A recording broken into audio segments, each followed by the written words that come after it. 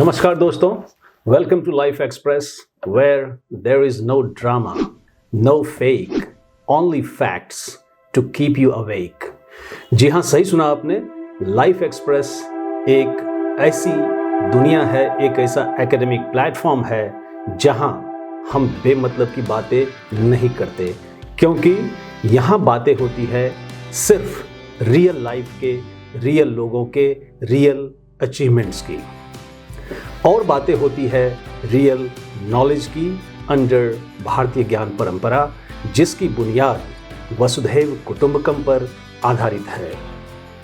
वसुधैव कुटुंबकम यानी the whole world is our family. भले ही वसुधैव कुटुंबकम और अतिथि देवो भव का पालन करते करते हिंदुस्तान को भारी नुकसान उठाना पड़ा, लेकिन आज हर भारतीय को ये कहते हुए काफ़ी गर्व होता है कि भारत एक ऐसा देश है जिसने आज तक ना ही किसी पे आक्रमण किया और ना ही किसी पे राज किया।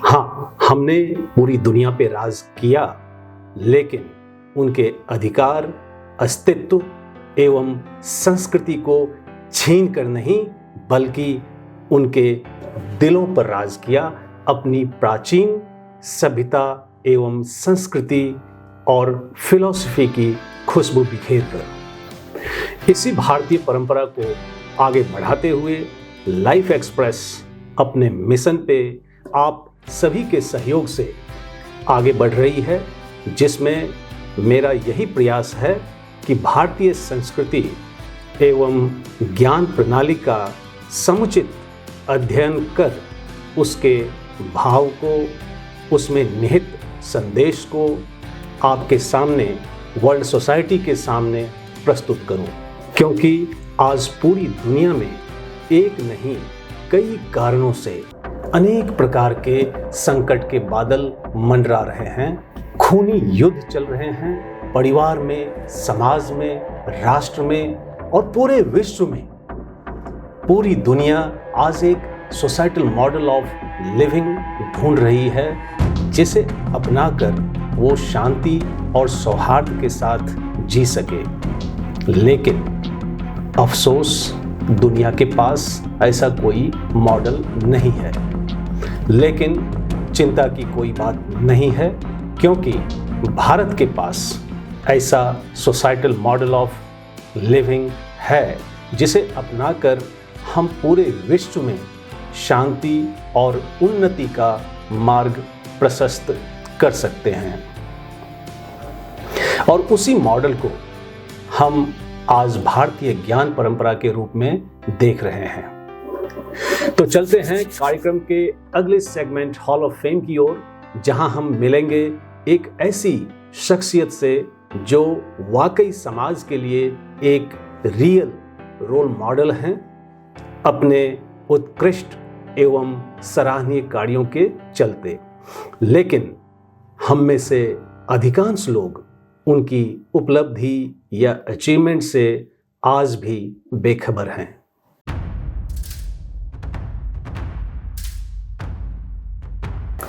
नमस्कार दोस्तों, आज के हॉल ऑफ फेम में हमारे साथ एक बहुत ही खास मेहमान हैं, जिनके जीवन से जुड़े कई रोचक तथ्य हैं।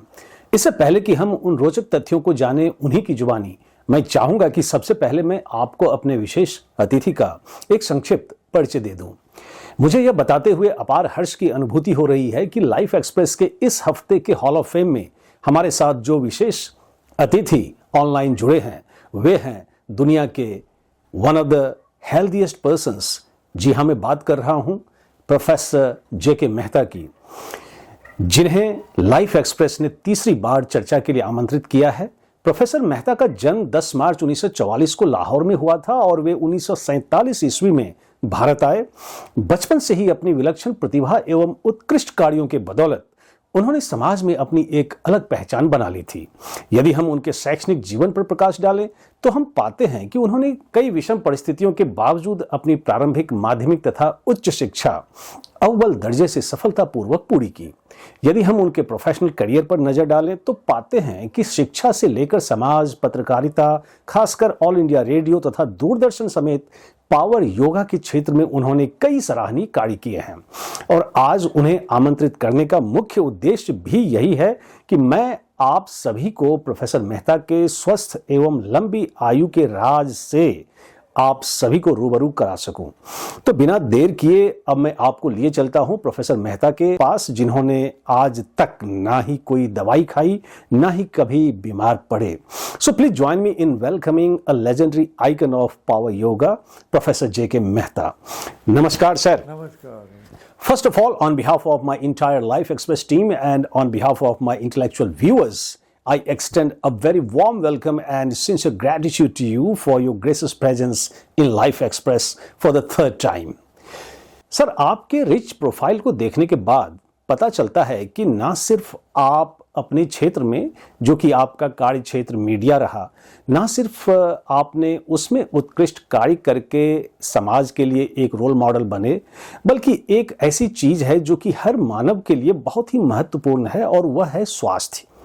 जहां आज अर्ली यंग एज में ही लोग तरह तरह की बीमारियों से ग्रस्त हो जाते हैं, वहीं आज आप एट द एज ऑफ 82 पूरे समाज के लिए एक हेल्थ एम्बेसडर के रूप में देखे जा रहे हैं।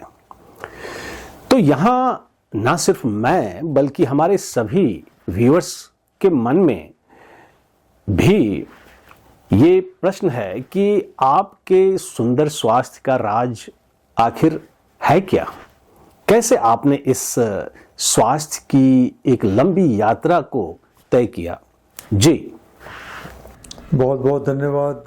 आपका सवाल बहुत ही अच्छा सवाल है एंड मुझे आप बहुत दूर ले गए हो। जब मैं 20 साल का था, 20 साल में बॉम्बे में अकेला, मेरे माता पिता, बहन भाई सब लखनऊ में थे। तो मैं 20 साल में जब वहाँ पहुँचा तो मैंने पहली बार business city, business capital of India और लोकल ट्रेन्स में चलता था और आकाशवाणी दूरदर्शन में काम करता था। तो हमारा समय हंसी मजाक में निकलता था, अपने कार्य करते थे और शाम को मैरिन ड्राइव में जाके समुद्र के किनारे बैठ जाते थे। मन में बहुत शांति आती थी और थोड़ा बहुत एक्सरसाइज कर लेते थे जिससे कि स्वस्थ रहें, और हमारा जीवन बहुत अच्छा चल रहा था।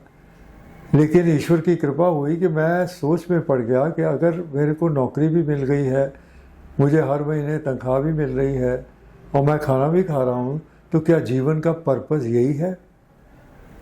ये सोचकर मैं जब ट्रेन में जाते जाते एक बार दादर पहुँच गया, तो दादर में मैंने देखा कि एक स्वामी जी बोल रहे हैं और 10,000 के करीब लोग सामने चुपचाप बैठे हुए उनको सुन रहे हैं।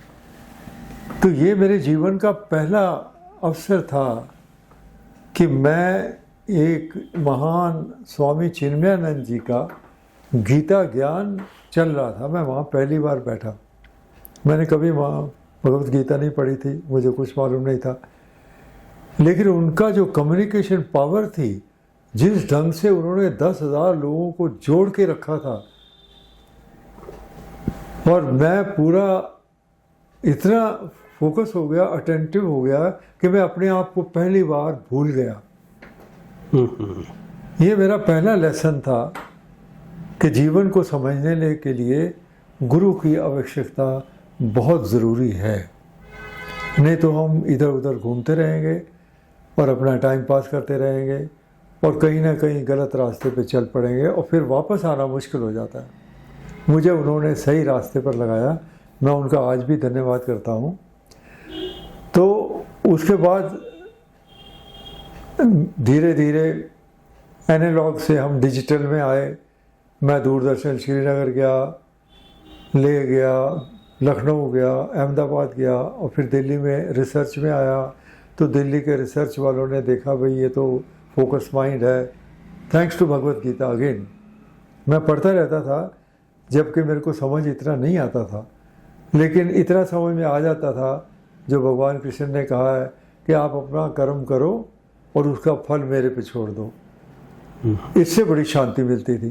तो मैं अपना कर्म करता था, तो मुझे सीनियर्स ने देखा कि ये तो ईमानदार भी है, लायक भी है, तो मुझे उन्होंने ऑस्ट्रेलिया भेजा, कनाडा भेजा, जापान भेजा, पेरिस भेजा, सिंगापुर भेजा, तो मैंने दुनिया को भी देख लिया। अब जब वहाँ तक मैं पहुँच गया तो मैंने वेस्टर्न सिविलाइजेशन जब देखी तो मुझे साफ लगा कि उनका जीवन का ढंग अलग है, हमारा जीवन जीने का ढंग अलग है। आज अब हम डिजिटल युग में आ गए हैं, हर एक के इवन मेड सर्वेंट से लेके जो कबाड़ी वाले के हाथ में भी मोबाइल होता है। तो मुझे बहुत अच्छा लगता है कि हमने पहली बार हमारे गरीबों को एम्पावर किया है, क्योंकि मैं कम्युनिकेशन स्किल्स का ही टीचर था। तो कम्युनिकेशन स्किल्स में पढ़ाता था मैं कि एक तो होते हैं वर्बल कम्युनिकेशन, जो मैं अभी आपको बोल रहा हूँ वर्बल है, जो एक होते हैं non verbal communication, eye to eye contact. Right. तो आप मेरे को अभी मैं इसलिए कैमरा के अंदर देख रहा हूँ कि आप मेरी आंखों में आंखें डाल के देखिए कि ये इंसान जो बोल रहा है इसमें कितनी सच्चाई है, कितनी गहराई है। क्या ये सच बोल रहा है? आप समझ जाओगे। ईश्वर ने बहुत शक्ति दी है आप सबको। आप तो इंटेलेक्चुअल्स हो, हमारे डॉक्टर झा के देखने वाले ज़्यादा इंटेलेक्चुअल्स होते हैं। मैं किसी यूनिवर्सिटी का वाइस चांसलर नहीं हूँ, नो, मैं डिप्टी डायरेक्टर रिटायर हुआ हूँ रिसर्च फ्रॉम दूरदर्शन, और अभी मैं 75 में professor of media studies Amity university से भी रिटायर हुआ हूँ।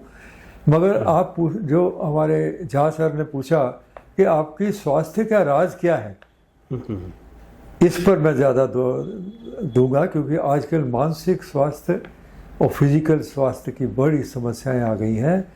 छोटे छोटे बच्चे मोटे होते चले जा रहे हैं, तो उससे कैसे बचा जाए? उससे बीमारियां बढ़ती हैं, फैट बढ़ता है, डायबिटीज़ तो परमानेंट एक डिजीज़ हो चुकी, इलनेस हो चुकी है।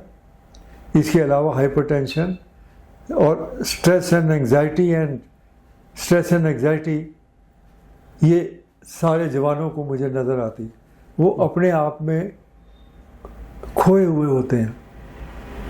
मैं हंसते हुए भी नहीं, जबकि हम अपनी उम्र में हंसते ही रहते थे, खुश रहते थे, हंसी गायब हो गई है। तो मैं बड़ा दुखी हो जाता हूँ कि हमारे इतने अच्छे नौजवान, हमारे देश के नौजवान सारी दुनिया के देशों के नौजवानों से ज़्यादा हैं। तो हमें विकसित भारत होने में उनका योगदान बहुत ही ज़रूरी है। उनको नौकरियां दिलाना, उनको अच्छी तरह पढ़ाना बहुत ज़रूरी है। तो आज के जीवन पे मैं पहले आपको थोड़ी सी जो मेरी विजन है, हो सकता है मैं गलत भी हूँ, आज का जीवन क्या है? Thirst for pleasure. हम हमेशा प्लेजर की तलाश में रहते हैं कि कहीं सिनेमा में चले गए या म्यूज़िक सुन लिया या हम चले गए मॉल में, हम प्लेजर खाने पीने में कुछ ऐसी चीज़ खा ली जो कि ज़बान को टेस्ट आ जाए, हम इन चीज़ों में प्लेजर। और दूसरा है फियर ऑफ पेन, पेन कोई नहीं चाहता। तीसरा है running after the one and running away from the other. एक चीज़ के पीछे हम भाग रहे हैं और दूसरी से दूर भाग रहे हैं। बड़ा ध्यान से सुनिएगा प्लीज। तो हमारी एंडिंग क्या होगी? अगर हम ऐसा ही जीवन जीते रहे तो हमारा एंडिंग क्या होगा? We have to die to give up the identity. आज मैं प्रोफेसर जेके मेहता हूँ, मरने के बाद नो प्रोफेसर जेके मेहता, ना प्रोफेसर और ना J K Mehta. We have to give up the identity. और तीसरा है to leave behind everything and everyone. सब कुछ छोड़ के, हर चीज़ को छोड़ के हमें जीवन छोड़ना है। तो डेथ के बाद क्या होने वाला है, थोड़ा ये भी सुन लीजिए, क्योंकि मैं बुद्धिज़्म को बहुत स्टडी किया है, सनातन धर्म को भी स्टडी किया है। तो प्लीज़ मुझे मौका दीजिए, हो सकता है मैं गलत हूँ तो माफ़ कर दीजिएगा, कि our lives after death, life process does not end. ये ग्रॉस बॉडी है, हमारा शरीर ग्रॉस बॉडी है, हमारा मन सटल बॉडी है और हमारी इंटेलिजेंस सटलेस्ट बॉडी है। मन भटकता रहता है। ये ग्रॉस शरीर चला जाएगा। अब मन में कुछ इच्छाएं रह गई हैं तो वो जाती नहीं है। वो कहाँ जाती है? इसको बोलते हैं मेंटल कंटिन्यूम। तो ये मेंटल कंटिन्यूम जो है springs up in a new body for support. कुछ इच्छाएं रह गई थी और मैं मर गया, तो उन इच्छाओं को पूरा करने के लिए मैं एक नया शरीर में दोबारा आ जाऊंगा। This is called cycle of birth, ageing, death and this cycle continues. इसके बारे में इसको बोलते हैं संसार। तो this round of rebirth is called samsara. The wandering has been going on through beginningless time. ये हमारी लाइफ साइकिल कब पता नहीं कब से चल रहा है, beginningless time। तो बुद्धा ने कहा है ये कि लाइफ इन एनिमल और human world must come to an end. Life is impermanent, temporary and is full of दुखा। ये भगवान बुद्ध ने अपनी एनलाइटनमेंट के बाद उन्होंने जीवन को समझा तो उन्होंने कहा, क्या करना चाहिए, इसके कारण क्या है भाई, दुख के कारण क्या है? तो उन्होंने बताया 3 है रूट्स। 3 रूट्स कौन सी है? पहली है ग्रीड, लालच, लोभ, सेल्फ सेंटर्ड डिजायर, पावर, हम पावर हंग्री हो गए, स्टेटस हंग्री हो गए और प्रेस्टीज चाहिए हमें। ये मैं बता रहा हूँ आपको कि इस दुख के कारण क्या है as per Buddha after enlightenment. और दूसरा वो कहते हैं दोष, रिस्पॉन्स ऑफ निगेशन। हम लोग दुख सहने को तैयार ही नहीं है। हमें कंफर्ट जोन में रहना अच्छा लगता है, एसी चलता रहे, खाना मिलता रहे और लेटे रहे। हम कष्ट लेना ही नहीं चाहते और कष्ट के बिना मोक्ष प्राप्त हो ही नहीं सकता। तो कष्ट लेने के लिए ही आपको शरीर, मन और शरीर से स्वस्थ होना ज़रूरी है। और वो हमारे योगी, हमारे बहुत संत महात्मा अपने आप को योगा से ही स्वस्थ रखते थे। ये बहुत ही इम्पोर्टेंट बात मैं दोबारा बनाना चाहता हूँ कि तुलसी रामायण में भी तुलसीदास जी ने कहा है कि जब कैकेयी कोप भवन में चली गई और दशरथ उसको मनाने आए कि क्या हो गया, क्यों यहाँ पड़ी हो, और उसने जब मांग लिए कि मेरे को तो भरत के लिए राज चाहिए और राम के लिए साधारण वस्त्रों में, ये भी कहा उसने, साधारण वस्त्रों में 14 वर्ष का वनवास चाहिए। तो दशरथ की वो हालत हो गई, जो एक योगी जो बहुत हाई लेवल पे पहुंच जाए और एक गलती कर दे तो धर्म से नीचे गिरता है। ये जो ग्रेड बताई आपको मैंने, इसमें से कोई भी चीज़ अगर आपको लग गई तो आपको गिरने में समय नहीं लगेगा। दूसरा बिंदु क्या है ग्रीड के बाद? एवर्शन, दोष।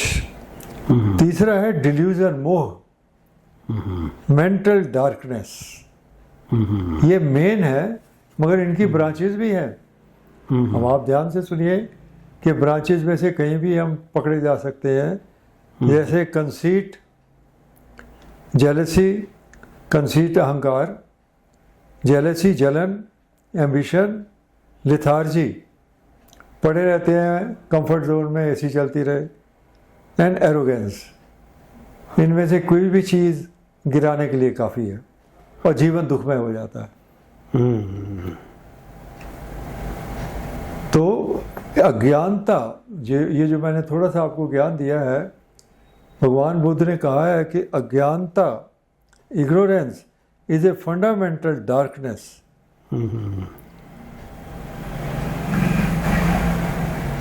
Circulating around our minds. अज्ञानता हमारे माइंड के चारों ओर घूमती रहती है। इससे छुटकारा पाने के लिए ही इन कारणों से दूर जाने के लिए you have to develop the knowledge of things as they really are. जो हमें इन आंखों से दिखाई देता है वो रियल नहीं है। आपको तीसरी आंख खोलनी पड़ेगी जो भगवान शिव की थी, और भगवान शिव महायोगी थे। मैं जो योगा करता हूँ उसी तरह कर रहा हूँ कि मेरा जो फोरहेड है वो धीरे धीरे एक्सपैंड होने लगा है, और साइंस ने कहा है कि यहाँ पर है आपके पास।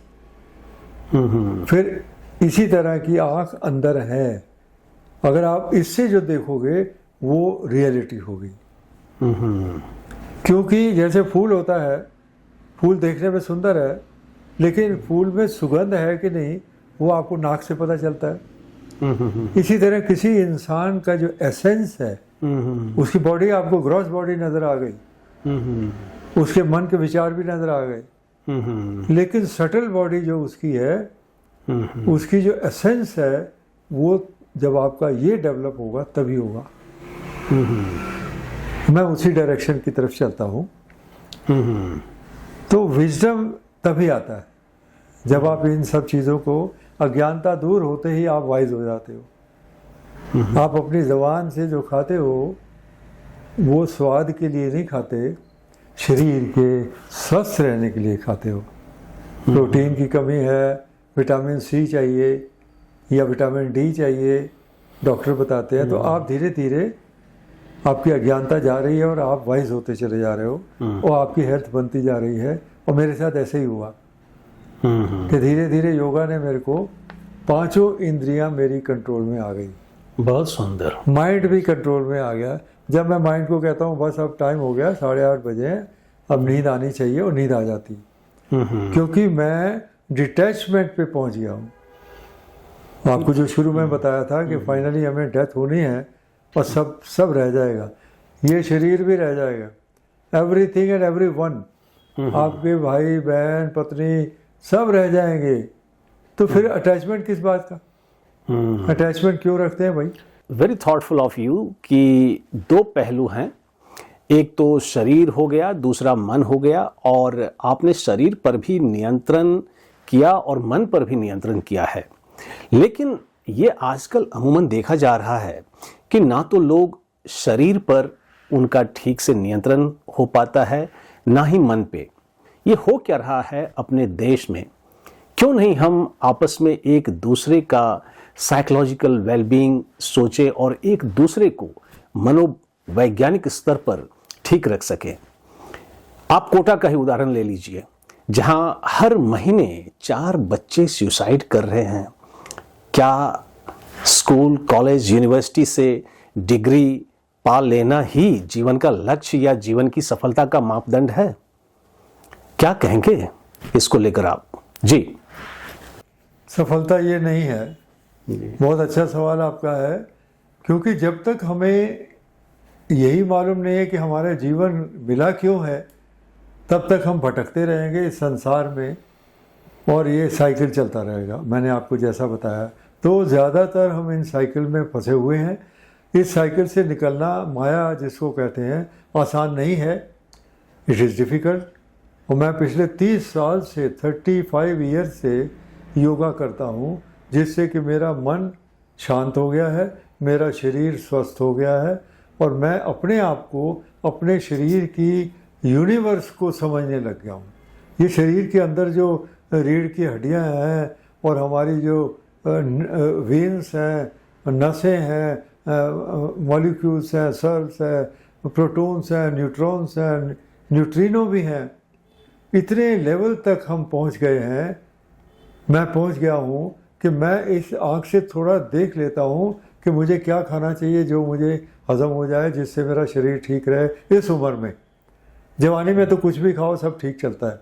तो इसलिए हमारे जवान लोगों को ये बताना ज़रूरी है कि अपने शरीर के हिसाब से खाओ। वो तभी पॉसिबल है जब उनका माइंड डेवलप होगा, और वो योगा से ही होगा, ये दवाइयों से नहीं होगा। आज हमारे ज़्यादातर लोग किसी न किसी दवाई में फंसे हुए हैं। बहुत अच्छा। तो समय की मर्यादा को देखते हुए हम आखिरी प्रश्न की ओर बढ़ेंगे। और यहाँ हम आपसे आग्रह करेंगे कि जो हमारा मौजूदा वर्तमान स्थिति है, जिसमें कि लोग ना तो फिजिकल वेलबींग को पा रहे हैं, ना ही साइकोलॉजिकल वेलबींग देख पा रहे हैं, तो हम चाहेंगे कि आप समाज के लिए कुछ ऐसा संदेश दें, खासकर युवा पीढ़ी के लिए, जिससे कि उनका शारीरिक और मानसिक दोनों स्वास्थ्य बेहतर हो सके। जी, बहुत अच्छा सवाल है। देखिए, मैं खुद भी ईश्वर को जब से भगवत गीता के हिसाब से कर्म करता रहता हूँ और ईश्वर को अर्पण करता रहता हूँ। मेरा मन शांत रहता है और मैं सही काम करता हूँ। तो मैं आपको बता रहा हूँ कि हमारे नौजवान बहुत अच्छे हैं, ईमानदारी से लगे हुए हैं, लेकिन जब उनके ऊपर प्रेशर पड़ता है, जैसे कोटा में प्रेशर पड़ा, पढ़ाने वाले का भी प्रेशर पड़ा और माता पिता का भी पड़ा कि तुमको इंजीनियर बनना है, इंजीनियर बनना है, जबकि वो बनना चाहता नहीं है, वो एक कैमरामैन बनना चाहता है, फोटोग्राफर बनना चाहता है। तो हमें जागृति लानी पड़ेगी कि बच्चों की जो उनको ईश्वर ने गुण दिया है उसको ढूंढना, ये हमारे अध्यापक का काम है, टीचर का काम है, और उसको आगे बढ़ाना और उसको प्रैक्टिकल कराना। ये रोट लर्निंग और करिकुलम बेस्ड टीचिंग, ये सब का टाइम ख़त्म हो गया है।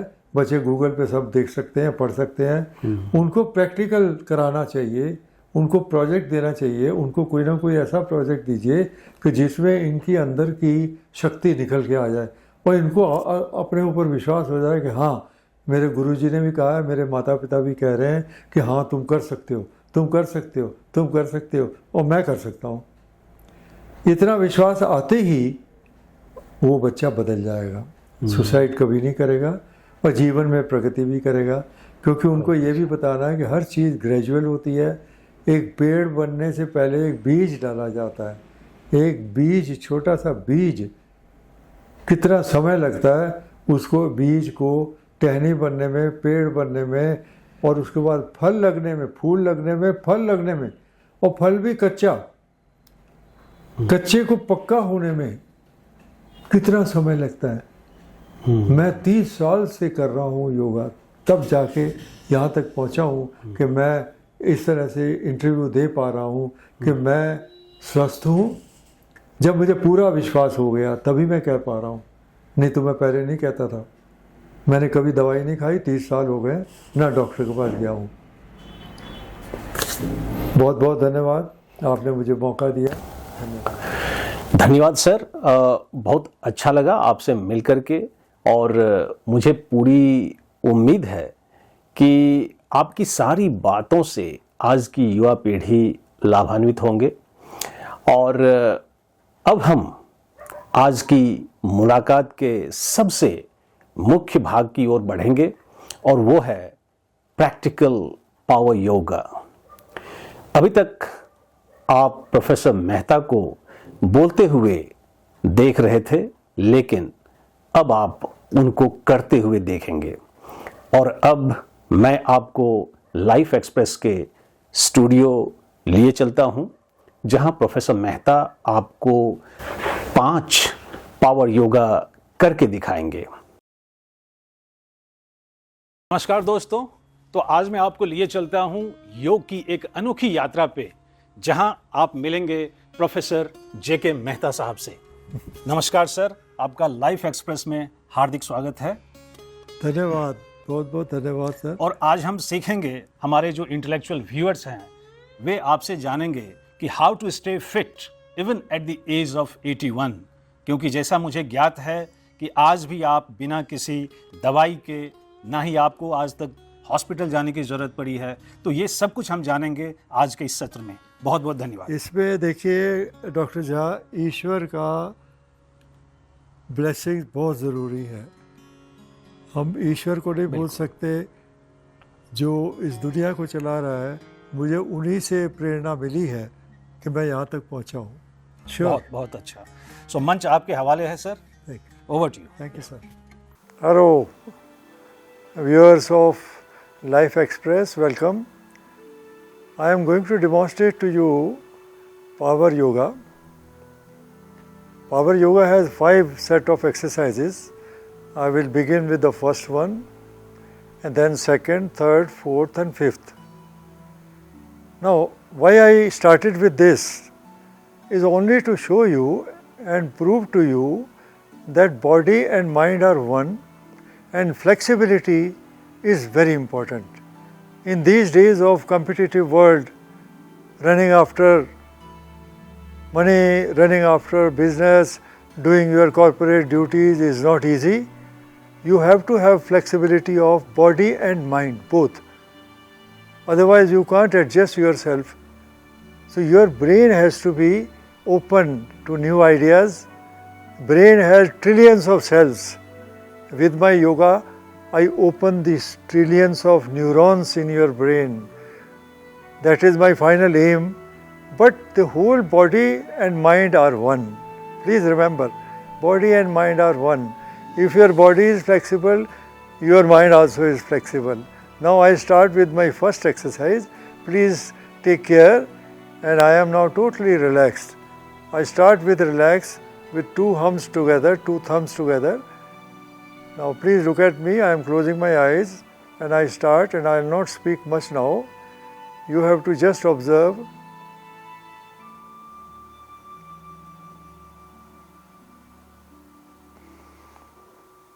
Stretch, relax, stretch, relax, stretch, relax.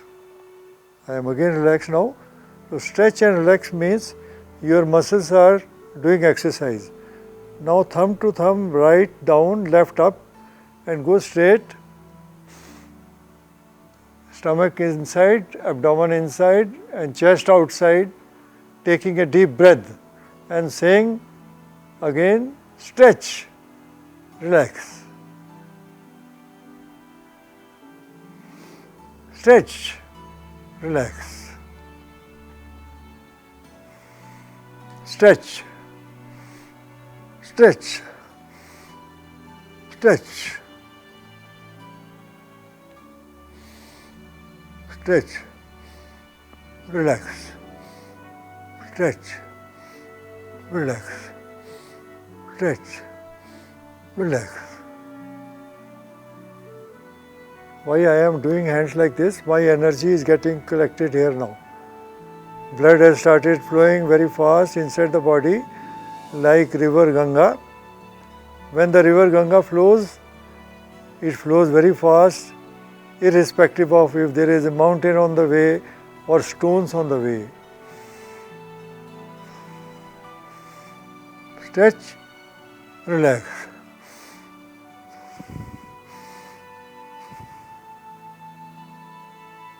Now the backbone, please look at my backbone, it is very straight.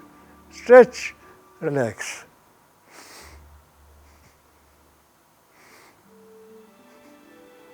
Stretch, relax.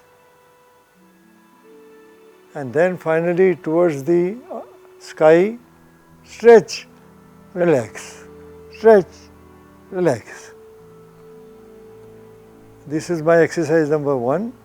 Now whatever I have collected in my two hands, one after the other, palm to palm and straight inside here, from where our mother used to feed us when we were inside the abdomen, this energy I have to collect inside, so that inside healing takes place. And your inside is more important than outside. Let me tell you, inside there is a whole world inside. I am going to show you that how my world, inside world is working very well, so that I can face the outside world very well. Please remember what I am speaking. I am again repeating, if your inside world is healthy and good and happy, outside world also will be healthy and happy. Please remember. Now I come to exercise number 2. Whatever I have collected into my hands because of blood flow, energy has come here. This energy I will pass it on to my forehead and eyes. I start my second. I always start with relaxation. I always close my eyes. I always close my two thumbs together and then bring them up with middle finger out. This is all science, please. This is yoga's science. Now whatever I have collected in my hands, two hands, the energy is getting transferred to my forehead. My forehead has got the third eye. Please remember, the two eyes, what you see, is only whatever is available physically. But when you slowly and slowly get hold of your third eye, then you can see not only the physical thing, but also the essence of it. I am again repeating. With the third eye opening slowly and slowly, you will be able to see the physical thing as well as the essence of the thing. Please remember, any flower you can see, but for the fragrance, you only like the rose. Why? Because it is not only a flower, very good color, but also it is spreading fragrance. So you will start fragrance. When you become a great yogi, you will also start spreading the fragrance in terms of vibrations, body vibrations. So here I keep it for 2 minutes, 3 minutes, 4 minutes. The energy is flowing here in a relaxed position, and then I bring it down. Now the energy is getting transferred to my face, to my brain, to my all 5 senses, and 6th is mind. You see, when you are able to control 5 senses and mind, you are as good as a god on earth. You are totally under control. You will speak nicely, you will listen nicely, you will think nicely, and so you will act also nicely. Action speaks louder than words. After keeping here for 2-3 minutes, take it up and bring it on your head. You see, you have left side of the head and right side. One side is emotions, EQ, another side is IQ. So when you have energy in the two hands, I do like this. No question of Parkinson's disease, no question of dementia, which happens in the old age. Even young people are also having problem. I am just flowing my energy to my most important part of the body, that is brain. My brain is getting healthy. The trillions of neurons are communicating with each other. I am a professor of communication. I can realize, I can understand that it is communicating. So I keep here for 5 minutes or 2 minutes, 3 minutes. It depends upon you. You can start with just 1 minute, then bring it here in front of these 2 ears, so that energy flows through both of the ears and your inside portion is remaining healthy. No question of any problem. Wherever energy goes inside, it is healing. Please remember, this energy is healing inside, and whole of your body will be converted from matter to energy. I am again repeating, it is a total conversion from body to energy, but it is a very slow process, it is very gradual process, and you should have lot of endurance, lot of patience, lot of sacrifice you have to do, and no desires. Slowly, slowly you have to forget about your worldly desires, because you are going inside the world, which is your inside the world. So here I am finishing my second exercise. So second exercise is over now. I again come back to the beginning and I get relaxed for a few seconds. Now I will start my third exercise, which will be to transfer all my energy to entire my body so that it remains healthy. My chest, my lungs, my liver, my kidney, everything. All have to work together inside the world, because entire mechanism will be set up inside you. This is power yoga. Even if when you are not doing, whole day you are busy with something else, the mechanism will continue to work. You will remain okay. Now I come to the third exercise. I always start in a very relaxed mood, like this. I don't close the eye. Please don't close it, because here there is energy. Now I am starting my third power yoga exercise. I come to the third one when I am transferring my collected energy I have done already to my this most important area, 5 senses, 1 mind and brain. Now I come to the body. Because entire universe you have to cover with my power yoga. Entire universe is covered so that it remains healthy and happy till the age of 100 years. Okay, I start with the third one. Again relax. Again I start like this. I start like this, and here I start.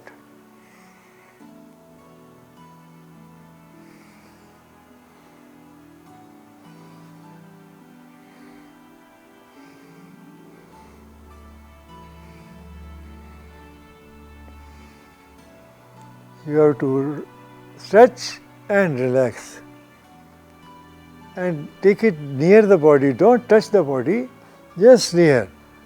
The whole body is getting purified.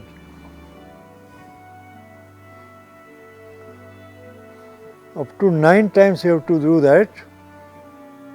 And when 9 is over, then you have to take the hands like this, and it comes from the top to down 9 times. Take the breath inside,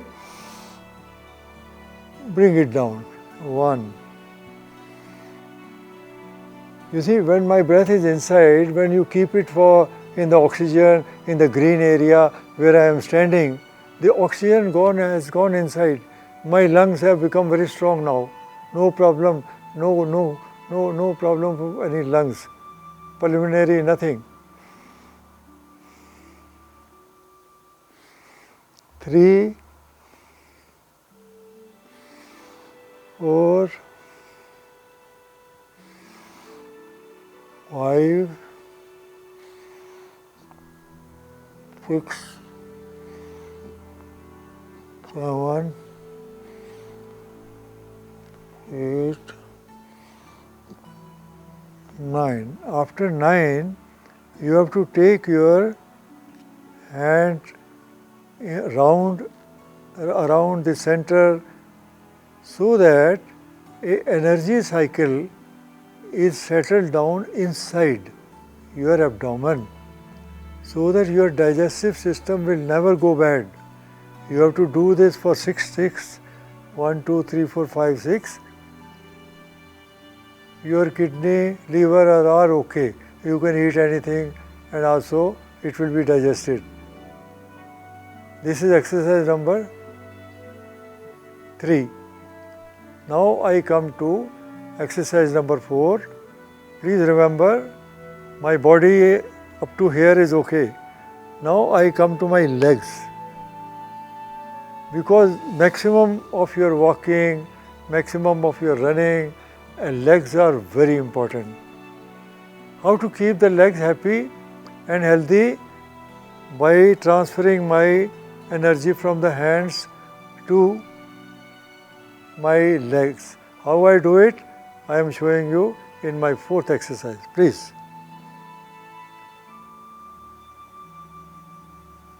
I start like this, go down and take a round and come back, and here the hip and my joint here, I close my hand. Please look at it again, and then open only on my shoulders, because I have to make my shoulders also strong, and then I go down taking my whole body and then go to the legs. My legs are getting healthy, and then here I join it with my backbone and hip zone, because maximum energy is here. This energy I am taking from here, so I am closing my hands and then opening only here.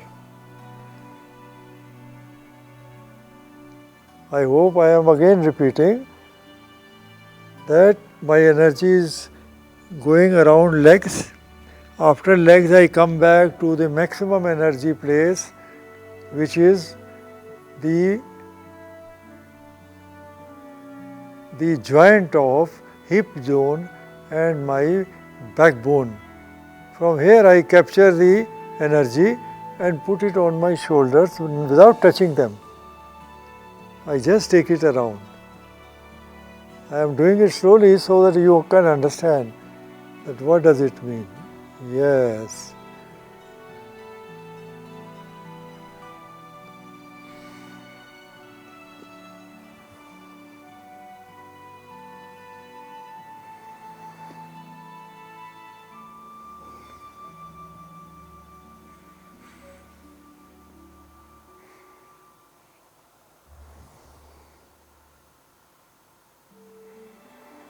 I'll do it for nine times.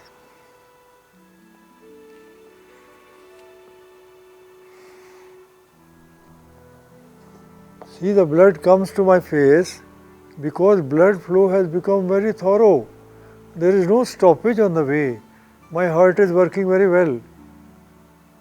If there is, why you get some pain here or you pain here or something here, only when there is a blockade of any muscles, or at the micro level also, arteries are also doing exercise when I do. So the question of blockade of arteries does not matter at all, does not come at all. No question of that. My heart is also okay, lungs are also okay, and I am a healthy person. That is what everybody wants. That's what you also want. So I again come back here. I am completing my 9th.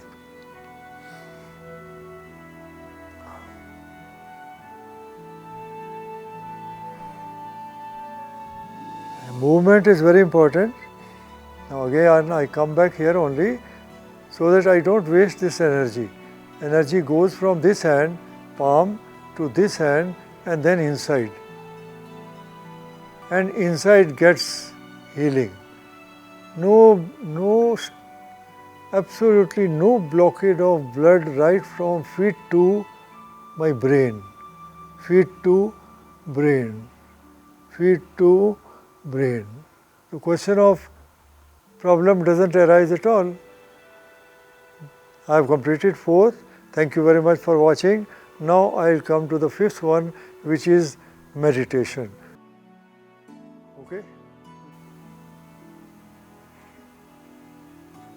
आइए अब आपको मैं जो सबसे important exercise है मेरी, जब आपका ब्रेन और शरीर बिल्कुल तैयार हो चुका है पहली 4 एक्सरसाइज से, अब हम सब मोस्ट इम्पोर्टेंट एक्सरसाइज कर रहे हैं मेडिटेशन।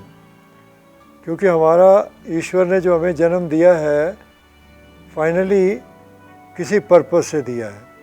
वो पर्पस है लिबरेशन, मोक्ष, जिसको मोक्ष भी कहते हैं, कल्टीवेशन।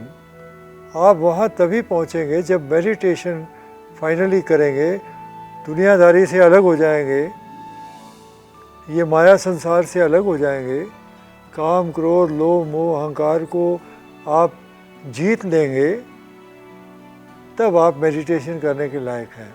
आपका मन तैयार है और आप मेडिटेशन धीरे धीरे 1 मिनट, फिर 4 मिनट, फिर 5 मिनट, फिर 10 मिनट करेंगे और आप में और भगवान शिव में कोई अंतर नहीं रह जाएगा। You will B a god on earth, a living God on earth. So I start my last one. I am just on the way, please. I am nowhere. I am much less into this exercise. Maybe 20% only. Still I have to work 80%.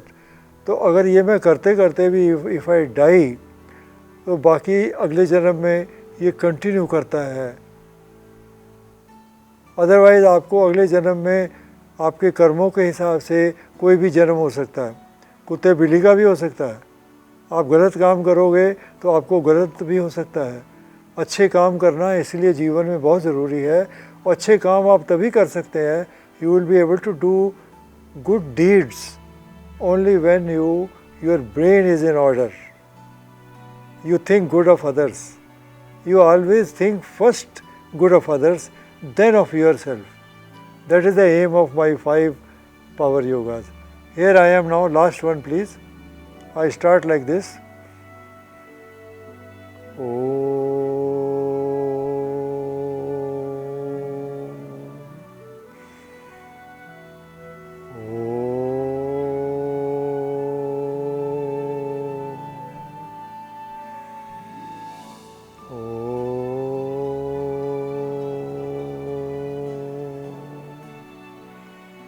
Then I sit like this. Please watch my movements, hand movements.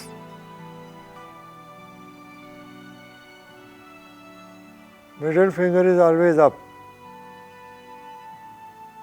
You see, all internal micro level, your alpha rays also inside gets under your control. Your neurons, your neutrons, all, including atoms also, all energy is totally under your control now, and you can use it for good or you can use it for bad. It's up to you. So we come to this and then look at me.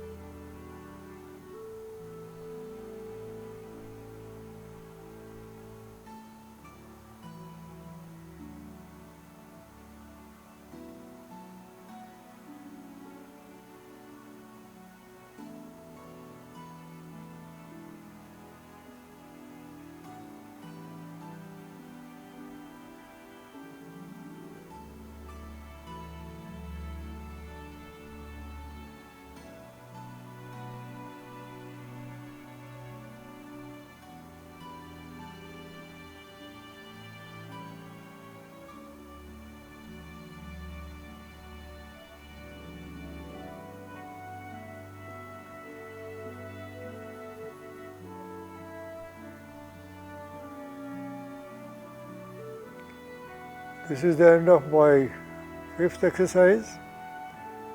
I have done just for 1.5 minutes or so, but you can do it for 2 minutes, 3 minutes, 4 minutes.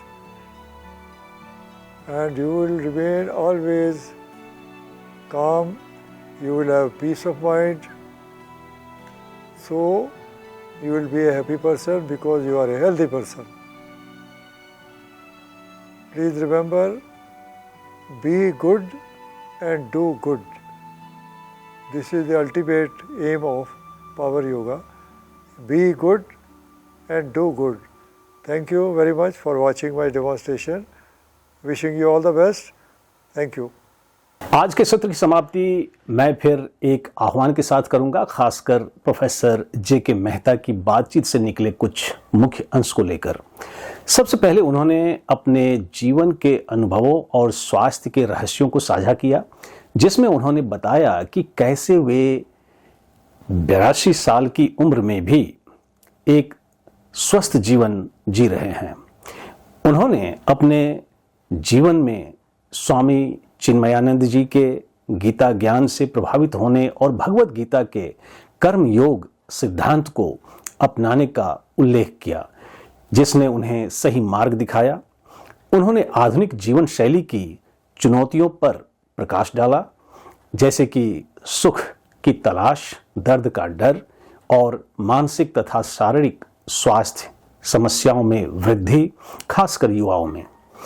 Professor Mehta ने बुद्ध के दुखों के कारणों पर चर्चा की, जिसमें लालच, द्वेष और अज्ञानता शामिल हैं, और बताया कि कैसे ये मानव जीवन में दुख का कारण बनते हैं। उन्होंने अज्ञानता को दूर करने और वास्तविक ज्ञान प्राप्त करने के लिए तीसरी आंख खोलने की आवश्यकता पर जोर दिया, जो योग और आत्मचिंतन से संभव है। उन्होंने बताया कि कैसे योग ने उन्हें अपनी पांचों इंद्रियों और मन पर नियंत्रण पाने में मदद की, जिससे वे डिटैचमेंट की स्थिति तक पहुंच पाए।